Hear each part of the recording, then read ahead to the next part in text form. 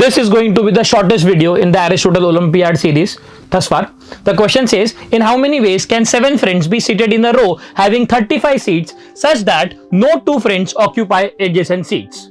If you are clear with your concepts, you should get the answer within seconds. So try, and I will see you with the solution on the other side.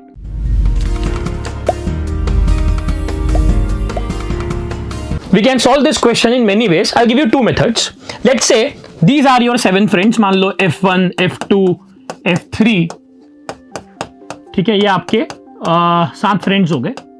अब आप ऐसा सोचो कि question क्या बोला है कि they should not be adjacent to each other. इसका मतलब है इनके बीच में कम से कम एक एम्प्टी सीट तो आनी जरूरी है.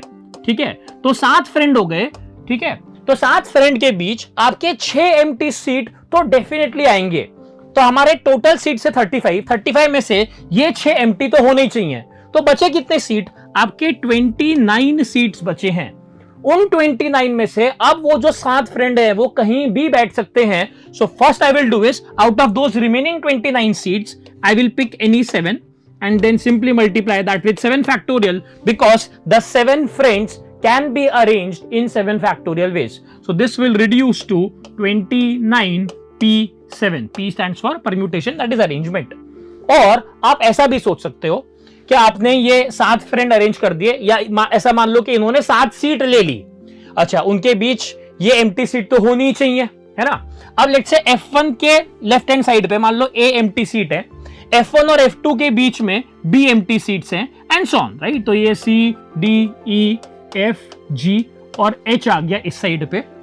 अब टोटल 35 सीट्स थी. 35 में से 7 इन फ्रेंड्स ने ऑक्यूपाई कर रही, तो बची 28 में से 6 आपके ये एम्प्टी सीट्स होनी चाहिए, तो बचे 22. इसका मतलब है A plus B plus C and so on till H मिला के 22 होना चाहिए. नाउ इसके सॉल्यूशंस की बात करूं मैं, so again we have seen such questions before, so that will become 22 plus 8 minus 1 C8 minus 1, that is 29C7. ये आपके सिलेक्शन हो गए, and again you can arrange the 7 friends in 7 factorial ways. So a simple question, if you know the concept, है ना, तो concept बड़ी चीज है. So this was today's Aristotle Olympiad series question.